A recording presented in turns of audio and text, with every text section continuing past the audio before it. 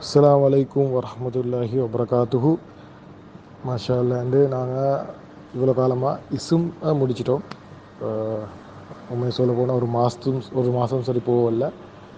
இப்போ இசுமெண்டா பேர் அதில் நாங்கள் நிறைய விஷயங்கள் படித்தோம். ஆனால் இப்போ நாங்கள் படிக்க போகிறது ஃபிஹில் செயல்.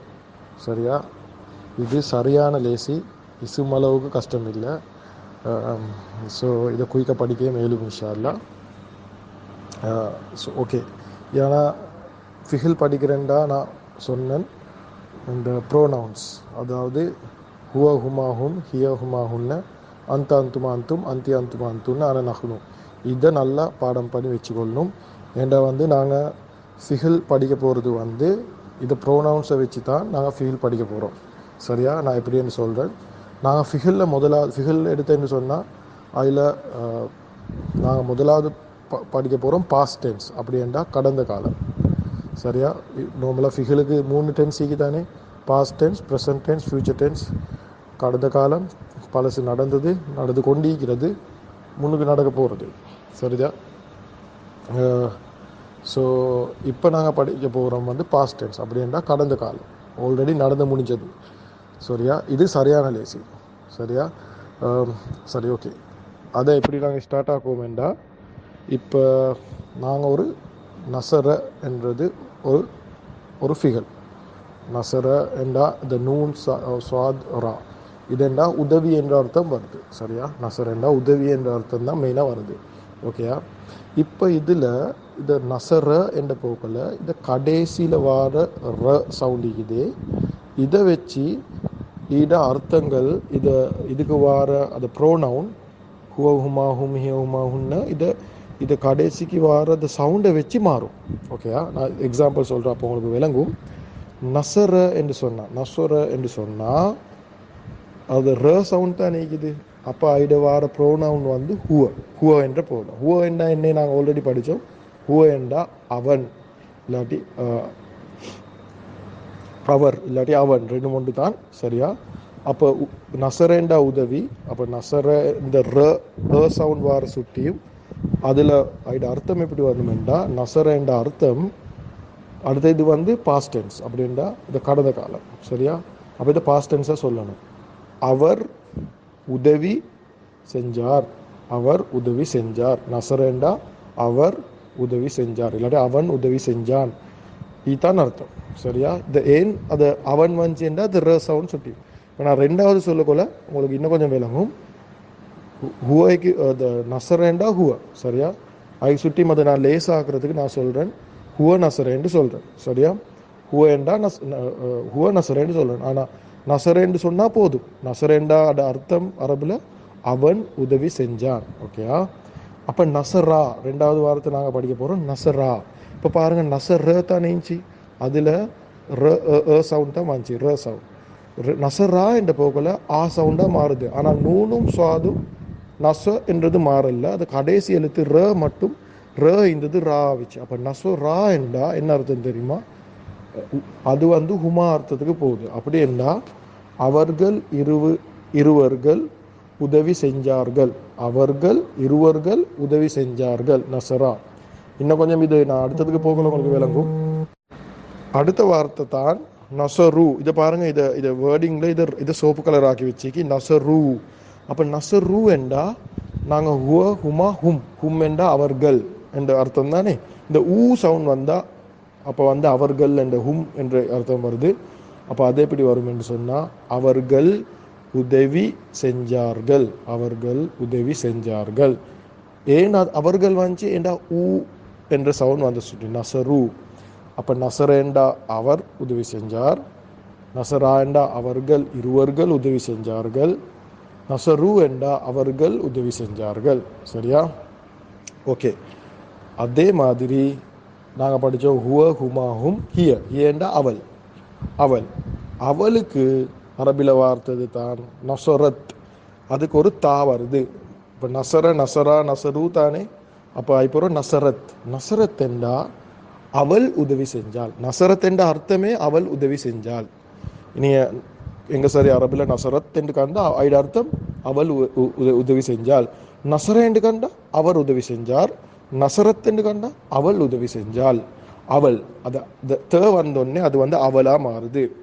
அதுக்கு பிறகு அப்போ நான் சொல்கிறேன்னு சொன்னால் ஹிய. இப்போ நான் உங்களுக்கு அதை கொஞ்சம் சொல்கிறேன். ஹுவெண்டா நசர, ஹுமா என்றா நசரா, ஹும் என்றா நசரு, ஹிய என்றா நசரத், மரம் இந்த பெண்களோட ஹுமா என்றா நசரத்தா. அப்போ இரு பெண்கள் உதவி செஞ்சார்கள். இரு பெண்கள் இல்லை, இரு பெண்கள் என்று சொல்றதை விட அது எப்படி சொல்லணுமெண்டா அவள்கள் இருவர்கள். அவள் என்று தானே வரும். அவள்கள் பெண், அவள்கள் இருவர்கள் உதவி செஞ்சார்கள், அப்படிதான் வரும். ஓகேயா? அவள்கள் இருவர்கள் ஏன்னா நசர்த்தா என்ற போகல அவள் 2 பேர், அவள்ட 2 பேர், 2 மடங்கா ஆகுது. அதுக்கப்புறம் நசர்ன என்றா நிறைய பெண்கள். சரியா? அதை ஹுன்ன என்ற கருத்தில் வருது அரபில். நாங்கள் ஹுன்ன என்றா அவள்கள் என்று படித்தோம் தானே. அவள்கள் உதவி செஞ்சாள்கள், அவள்கள் உதவி செஞ்சாள்கள்.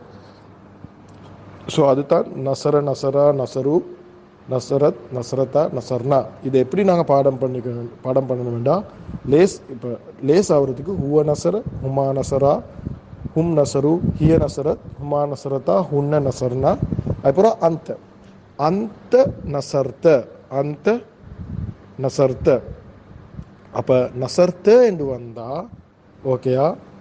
அதுல அப்படி எப்படி அர்த்தம் வரும் என்றா நீ ஆணுக்கு ஒரு ஆண், அந்த யூ தானே, அந்த தானே. அப்போ ஐட அர்த்தம் எப்படி வரும் என்றா you help, you on help. சரியா? நீ உதவி செய்தாய், நீ உதவி செய்தாய். அப்போ நசர்த்த. அதுக்கப்புறம் நசர்துமா. அப்போ நசர்துமா என்று சொன்னால் அந்துமா தான் நசர்துமா ஆகுது. சரியா? அந்துமா என்றா நாங்கள் படித்தோம் என்ன, நீங்கள் 2 ஆண்கள் தானே. அப்போ அது வந்து நீ உதவி செய்தா இல்லாட்டி நீங்கள் உதவி செஞ்சீங்க அப்படி இருக்கலும் நீ உதவி செய்தாய். அந்துமா என்று வரப்போகல நீ இருவர்கள், நீங்கள் 2 பேரும் உதவி செஞ்சீங்க, அப்படி இல்லாட்டி நீ இருவர்கள் உதவி செய்தார்கள், அந்த மாதிரி அர்த்தம் வருது. நீங்கள் you do help, you both help, அப்படி வரும் இங்கிலீஷில். சரியா? அதுக்கப்புறம் நசர்த்தும் என்றா நீங்கள் எல்லாம் உதவி செஞ்சீங்க, நீங்கள் எல்லாம் உதவி செஞ்சீங்க. நசர்த்தும் என்றால் நீங்கள் எல்லாம் உதவி செஞ்சீங்க. ஓகேயா? ஸோ அந்த அர்த்தம் வரும். ஸோ அப்போ என்ன நினைவச்சு கொள்ளணுமெண்டா நசர்த்த என்றா நீ உதவி செஞ்சாய், நசர்த்துமா என்றா நீங்கள் 2 பேர் உதவி செஞ்சாய், இதெல்லாம் ஆண்பால். நசர்த்தும் என்றா நீங்கள் எல்லாம் உதவி செஞ்சீங்க. சரியா? அந்தும். அப்போ அதில் எப்படி நின்று வச்சுக்கொள்றேன், அந்த நசர்த்த வந்த அந்த. ஸோ அந்த நசர்த்த, அந்துமா நசர்த்துமா, அந்தும் அப்படின்னா நீங்கள் எல்லாம் என்று வந்தால் நசர்த்தும். சரியா? நீங்கள் எல்லாம் உதவி செஞ்சீங்க. அதுக்கப்புறம் நாங்கள் படிக்கணும் நசர்த்தி, ஒரு பெண். நீ முன்னுக்கு ஈக்கிற ஒரு பெண், அவள் உதவி செஞ்சான்னு நாங்கள் எப்படி சொல்லுவோம். முன்னுக்கு ஒரு பெண் ஒண்டிக்கிறா, நீ உதவி செஞ்சாய், நீ என்ன பெண். சரியா? நசர்த்தி தானே, அந்தி நசர்த்தி. சரியா? அந்தி என்றா நீ பெண் தானே.